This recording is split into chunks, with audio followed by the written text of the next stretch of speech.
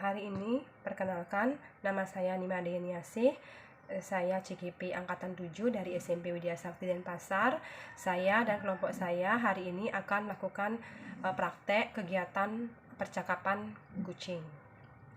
Di sini saya berperan sebagai pengamat, di mana nanti saya sebagai pengamat akan mengamati kegiatan percakapan kucing dari coach teman saya Pak Yusuf dan kucing teman saya Pak Dimas. Nanti saat pengamatan ada 3 kegiatan yang akan saya lakukan di sini. Pertama, sebelum kegiatan coaching berjalan, saya akan lakukan prasupervisi dan menyampaikan beberapa pertanyaan. Kemudian kegiatan ketiga yaitu observasi, di sana saya akan mengamati. Kemudian kegiatan ketiga itu adalah pra-observasi. Itu saya lakukan setelah percakapan kucing dilakukan. Yang pertama yang akan saya sampaikan adalah prasupervisi. Pada kegiatan prasupervisi atau awal sebelum kegiatan kucing itu dilakukan, ada beberapa pertanyaan yang akan saya sampaikan ke coach dan juga mendiskusikan penilaian. Untuk yang pertama, saya akan mendiskusikan rubrik penilaian percakapan kucing. Di sini saya akan menyampaikan terkait dengan rubrik penilaian apa yang akan saya lakukan pada kegiatan percakapan kucing tersebut. Yang kedua, menanyakan kompetensi kucing apa yang ingin dikembangkan. Nah, di sini saya akan menanyakan kepada si coach, kira-kira dari coach tersebut kompetensi kucing yang mana dari ketiga tersebut yang akan dikembangkan oleh si coach tersebut. Kemudian yang ketiga, saya akan menanyakan bagian kompetensi dari ketiga tersebut, kira-kira yang mana yang lebih spesifik yang ingin diobservasi. Misalnya dari kesadaran penuh, kemudian mendengarkan secara aktif atau menanyakan pertanyaan berbobot. Yang keempat, menanyakan indikator ketercapaian dari tujuan pengembangan yang diinginkan. Itu yang beberapa pertanyaan yang akan saya tanyakan kepada psikus terkait dengan kegiatan pertama, yaitu prasupervisi. Kemudian kegiatan kedua, itu adalah observasi. Pada kegiatan observasi ini, saya sudah berjalan sebagai pengamat, di mana percakapan antara coach dan kucing akan dilakukan. Di sana saya berperan sebagai pengamat, yaitu mencatat yang saya lihat dan yang saya dengar pada saat rekan CGP melakukan kucing. Selamat siang Pak Yusuf, bagaimana kabarnya hari ini? Selamat siang Bu Yeni, kabar baik. Gimana kabarnya Bu? Saya baik juga Pak Yusuf. Begini Pak Yusuf, Iya, sesuai ya. dengan kesepakatan Iya, gimana? kita kemarin, hari ini saya akan Mm-mm. mengamati dan melihat kemampuan Bapak dalam menerapkan kucing dengan teknik Tirta bersama dengan teman Bapak. Baik Bu Yeni, ya Bu, sesuai kesepakatan kita kemarin, hari ini kita akan melaksanakan coaching yang saya lakukan sehingga bisa melakukan perbaikan ke depannya. Gitu Bu, maksud saya untuk hari ini. Oh, seperti itu ya Pak. Sebelum Bapak Ya. memulai atau melakukan percakapan coaching, sebagai awal Mm. saya akan mengajukan beberapa pertanyaan kepada Pak Yusuf. Gimana? Boleh Pak Yusuf? Oh ya, boleh Bu Yeni, silahkan. Yang pertama, saya ingin mendiskusikan dengan Bapak tentang rubrik nilai yang akan kita gunakan hari ini. Pada kucing kita hari ini, Bapak sebagai coach dan Pak Dimas teman Bapak itu sebagai kucing akan saya amati dan saya nilai sesuai dengan rubrik penilaian apakah percakapan Bapak itu sudah sesuai dengan alur Tirta atau belum, bagaimana Bapak memberikan pertanyaan berbobot kepada kucing dan juga kucing tersebut merespon atau menanggapi pertanyaan dari coachnya. Dan jangan lupa disesuaikan juga dengan prinsip coaching, di antaranya kemitraan, proses kreatif, dan memaksimalkan potensi. Ya. Baiklah Pak Yusuf, untuk pertanyaan yang akan saya tanyakan, yang pertama, eh, kira-kira menurut Pak Yusuf kompetensi apa yang ingin Bapak kembangkan pada percakapan coaching Bapak hari ini? Baik Bu, kompetensi coaching yang ingin saya kembangkan hari ini adalah kesadaran penuh, mendengarkan aktif, dan memberikan pertanyaan yang berbobot kepada kucing. Oh, berarti kesadaran penuh, mendengarkan aktif, dan memberikan pertanyaan berbobot kepada kucing. Itu Pak ya. Ya, Terus pertanyaan betul Bu. kedua Bapak, dalam proses atau percakapan kucing nanti, kira-kira kompetensi mana yang Bapak inginkan untuk saya observasi secara spesifik? Baik, Bu. Kompetensi yang spesifik yang akan saya kembangkan adalah mendengarkan aktif dan memberikan pertanyaan yang berbobot. Dua itu, Bu, yang saya spesifikkan. Oh, Seperti itu, Bu. yang Bapak spesifikkan itu adalah mendengarkan aktif dari permasalahan si kuci dan juga memberikan pertanyaan berbobot ya untuk si kuci juga. Ya, Pertanyaan betul, terakhir, betul. Bapak. Tadi Bapak menyebutkan bahwa Bapak ingin mengembangkan kompetensi mendengarkan aktif dan memberikan pertanyaan berbobot kepada si kuci. Kira-kira berdasarkan kompetensi itu, apa yang bisa dijadikan indikator bahwa tujuan pengembangan tersebut sudah tercapai atau belum? Nah, ini Bu, indikator ketercapaian dengan fokus terhadap apa yang dikatakan oleh Puji dan memahami keseluruhan makna yang akan tidak terucap oleh Puji dan juga saya ingin pada percakapan kucing ini memperkuat solusi dari permasalahan tersebut. Ah, keren sekali Pak Yusuf. Oke, baiklah Pak Yusuf. Saya akan catat eh, kegiatan praobservasi kali ini. Ya, jadi sekarang silahkan Pak Yusuf mulai bisa mempraktekkan percakapan coaching dengan teman Bapak. Ya, semoga percakapan Bapak berjalan dengan lancar, Pak ya. Baik, Bu. Terima kasih. Baik, Pak Dimas, suara saya terdengar? Baik Pak Yusuf, terdengar dengan jelas. Oke, kita mainkan. Selamat siang, Pak Dimas. Apa kabar nih? Tumben kita ketemu. Selamat siang juga Pak Yusuf. Oke, Astung Karo baik nih hari ini. Ya nih Pak Yusuf, mumpung ada Oke. waktu luang juga. Mm-mm. Oke, oke. Ada yang perlu diomongin ini untuk hari ini. Oke, Pak Yusuf begini nih ya, mumpung sempat nih Mm, ketemu Pak Yusuf, ingin saya ngomongin mm, begini nih Pak Yusuf.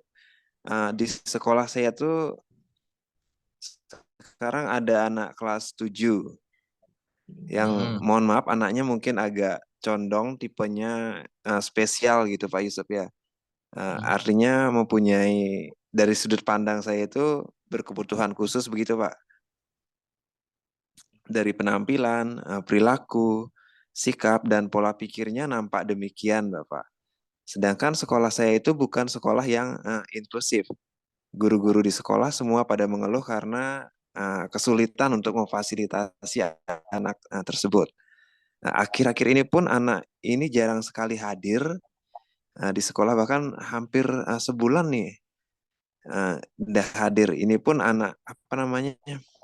Menurut laporan nih dari guru BK dan walinya yang sempat komunikasi ke rumahnya, mendapati anak tersebut memang selalu menangis dan emosional jika diarahkan untuk belajar karena guru-guru kami juga memfasilitasi mencoba untuk belajar daring. Jadi apa namanya anaknya emosional gitu Pak. Rasanya ada ketertekanan saat diarahkan untuk belajar dari pihak orang tua. Yang menjadi masalah sekarang adalah malah ke orang tuanya Pak yang bersikeras agar pihak sekolah ini bisa memberikan layanan yang khusus juga pada anak tersebut begitu Pak. Yang jadi Oke, masalah oke, saya Pak. itu malah ke orang tuanya. Demikian. Ya, ya. Itu ya Pak Dimas ya. Berarti gini Pak Dimas, di sekolahnya Pak Dimas ada anak yang berkebutuhan khusus kan gitu Pak. Iya. Sedangkan Mm-mm. sekolah belum bisa berbuat banyak untuk memfasilitasi si anak tersebut. Namun Iya. orang tuanya bersikeras, malah ini masalahnya di orang tuanya ini, Iya. agar anaknya mendapatkan layanan yang sesuai dengan kondisinya saat ini, kan gitu Iya Pak ya. benar Pak Yusuf. Oke, oke kita punya waktu pendek nih. Nah, oke, kira-kira apa yang ingin Pak Dimas dapatkan dalam percakapan kita hari ini? Oke, begini Pak Yusuf, saya selaku kepala sekolah nih, di sekolah saya menginginkan bagaimana ya agar bisa menyadarkan orang tuanya bahwa anaknya itu loh spesial dan membutuhkan memang perlakuan khusus sehingga sekolah yang tepat baginya adalah sekolah yang SLB itu macamnya Pak Yusuf. Jadi di sekolah normal seperti ini bukan bukan mungkin bukan tempat ideal baginya. Itu yang mungkin yang apa namanya membuat tertekan si anak. Dengan demikian anak-anak mungkin kalau di SLB akan merasa lebih nyaman dan tidak tertekan begitu Pak Yusuf. Oke, Pak Dimas, berarti kita ngomongin orang tuanya ini. Sekarang yang masih kukuh dengan kondisi anak yang demikian untuk bisa tetap memasukkan anaknya ke sekolah normal, cara apa ya yang ampuh untuk menyadarkan orang tua tersebut sebelumnya? Pak Dimas, gini, bagaimana pandangan Pak Dimas mengenai orang tua yang ideal idaman Bapak? Gini ya Pak Yusuf, kalau mengenai Hmm. masalah orang tua idaman sih yang paling utama itu adalah orang tuanya harus mampu mengetahui bagaimana kondisi karakter dan potensi anaknya dulu sehingga nantinya mampulah untuk menuntun dan memfasilitasi anak tersebut dengan baik. Jadi harus bisa Wah, memahami dan mengenali. ya, luar biasa sekali Pak Dimas. Kalau seperti anggapan Pak Dimas tadi itu kita asumsikan nilainya 10. Menurut Pak Dimas orang tuanya sekarang ini berada di level nilai berapa, Pak? Iya Pak Yusuf, kita menilai orang tuanya malah ini ya. Memang Pak Yusuf, Ah, kalau dinilai mungkin masih di bawah 5 Pak Yusuf. Karena selain belum mampu menerima keadaan, orangnya sangat emosional. Ini juga yang menjadi tantangan saat berkomunikasi dengan orang tua. Orang tuanya emosional Pak Yusuf. hmm. Memang repot kalau emosional ya. Berarti memang benar-benar tantangan ini buat Pak Dimas ya. Menurut Pak Dimas nih, sekarang penilaiannya yang ada di bawah 5, maunya ngelihat orang tua itu ada di nilai berapa Pak nantinya? Ya tentunya untuk penilaian orang tua nya 8 lah nantinya. 8 ke atas sih sehingga bisa membuat dan maupun mengambil suatu keputusan dengan lebih bijak terutama terhadap anak sih Ya, gitu ya. ya Astunggara kiranya kalau menurut Pak Dimas sendiri apa yang bisa dilakukan nih Pak untuk mencapai nilai di atas 8 itu Pak? Iya Bapak, ini saya masih bingung nih Pak, makanya kesini ketemu Pak Yusuf nih biar ada sedikit pencerahan. Pendekatan dari Oh, wali, BK, dan oke. saya pun kemarin sempat masih nemu jalan buntu gitu Pak. Ya, ya. Kalau ingin mengetahui kompetensi yang dimiliki oleh siswanya, biasanya apa yang dilakukan oleh gurunya supaya akurat dan relevan, Pak? Oke Pak Yusuf, ini kalau mengenai kompetensi atau kemampuan siswa, biasanya kalau dalam pembelajaran saya contohkan atau analogikan itu bisa dalam bentuk tes kan Pak untuk mengetahui hal tersebut bagaimana kemampuan siswa kita bisa melakukan dalam bentuk tes begitu Pak. Hmm. Wah, luar biasa sekali, Pak Dimas. Mungkin bayangan itu bisa dijadikan acuan untuk memecahkan masalah yang Pak miliki sekarang. Bagaimana mungkin terpikirkan oleh Bapak? Oh tes ya Pak, iya baik baik Pak. Baik saya ada ide nih untuk melakukan tes mungkin ya pada anak tersebut guna menyadarkan orang tuanya juga. Tapi tentu oke ini termasuk ide baik baik Pak Yusuf. Tentunya saya akan coba tes dan bukan dari sekolah mungkin. Saya akan mencoba konfirmasi ke suatu lembaga. Saya pernah dengar nih, Lembaga Perlindungan Perempuan dan Anak. eh, Pernah dengar bahwa lembaga tersebut mempunyai suatu kriteria tes dan apa namanya? Mungkin cocok itu bisa dilakukan dengan melakukan tes dari lembaga tersebut. Mungkin saya akan bisa mengetahui apa namanya kebenaran dari hasilnya nanti arahnya kemana. Karena yang saya dengar lembaga tersebut mempunyai tes dan hasilnya nanti bisa mengetahui anak tersebut berkebutuhan khusus atau tidak. Oke, dalam tes tersebut mungkin saya akan Oh, mengundang orang tuanya juga nanti. Mungkin mungkin benar benar benar. Saya akan coba melakukan iya, iya. tes. Ya, Ya, luar biasa sekali Pak Dimas. Ini akan menjadi ide bagus nih Pak untuk diterapkan dengan mencoba menghadirkan lembaga pelindungan perempuan dan anak ke sekolah. Kiranya mungkin ada cetusan ide lain Pak, selain ide yang luar biasa tadi. Eh, selain tes tadi ya Pak Yusuf, ya palingan saya Iya. akan mencoba menghadirkan wali dan BK-nya kembali saat pelaksanaan tes nanti untuk bisa berkomunikasi lebih lebih dan rileks karena itu dah sehingga suasananya tetap nyaman. Saya mungkin akan tetap menggandeng wali dan BK-nya. Wah, luar biasa Pak Dimas menghadirkan beberapa rekan guru, wali, dan BK-nya itu pasti akan bisa membantu dalam menciptakan keadaan yang tenang dan nyaman nantinya. Nah, sekarang bagaimana kiranya kemungkinan kegiatan ini bisa dilakukan ya Pak? Ya, menurut saya mestinya bisa sih saya lakukan. Saya akan coba konfirmasi dulu untuk tahap awal kepada Lembaga Perlindungan Perempuan dan Anak. Kemudian masalah lagi adalah menyusun jadwal agar semua bisa berjalan tanpa hambatan, gitu Pak. Oke, kira-kira ini kapan dijalankan Pak? Oke, dengan ide ini mestinya secepatnya Pak, supaya tidak terlambat berhubung anaknya masih kelas 7 Pak. Mungkin minggu depan ini berhubung sekolah kami juga ada jadwal jeda tengah semester. Oke, semoga bisa tidak ada hambatan lah masalah jadwal. Oke, baik Pak Dimas, kita sudah di ujung sesi ini. Apa yang didapatkan di sesi percakapan kita kali ini Pak? Wah, terima kasih nih Pak Yusuf. Dari percakapan ini akhirnya saya mendapatkan salah satu opsi ya untuk bisa menangani permasalahan yang saya punya, yaitu celetukan Pak Yusuf mengenai tes tadi. Oke, Hmm. untuk bisa menyadarkan salah satu orang tua siswa terhadap kondisi dan potensi yang dimiliki anak.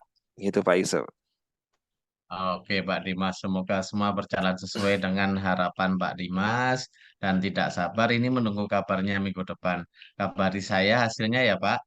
Untuk sekarang kita cukupkan dulu. Saya mau ada acara keluarga ini sekarang. Mohon maaf ini saya terima kasih ya Pak Dimas. Perbincangannya sangat menarik. Oke, baik Pak Yusuf. Terima kasih banyak nih tuntunannya. Sip ya. Sama-sama Sampai Pak jumpa lagi nanti Dimas. nih. Kalau ada Sampai kendala jumpa. pasti ya. Terima kasih.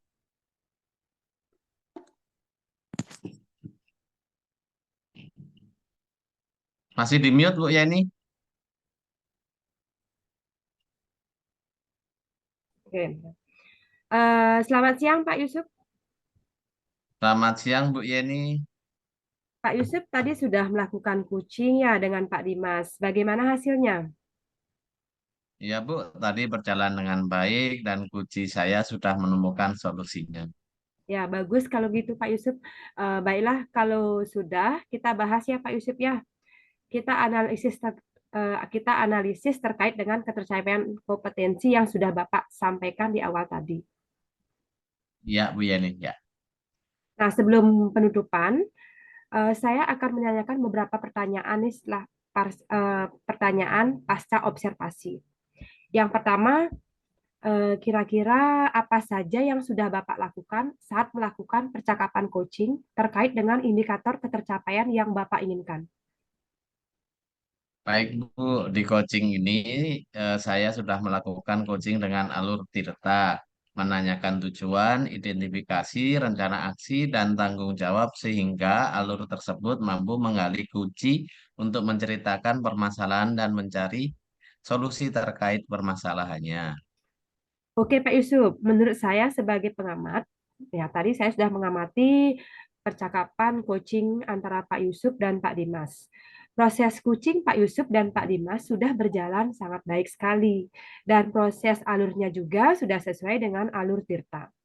Dan Pak Yusuf juga sudah berusaha menggali dengan memberikan pertanyaan-pertanyaan berbobot kepada Pak Dimas, sehingga Pak Dimas bisa menemukan solusi dari permasalahannya.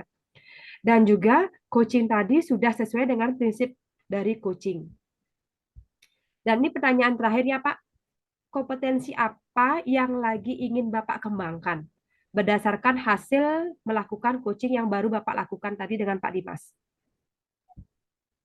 Baik Bu, kompetensi yang ingin saya lakukan yaitu dengan cara memahami lebih lagi proses Tirta sehingga saya dapat melakukan coaching lebih baik lagi. Oh, itu ya Pak ya. Ya, semoga ke depannya kita melakukan coaching dengan lebih baik lagi ya Pak. Demikian observasi kita kali ini. Semoga bermanfaat bagi kita semua. Terima kasih Pak Yusuf. Terima kasih Bu Yeni.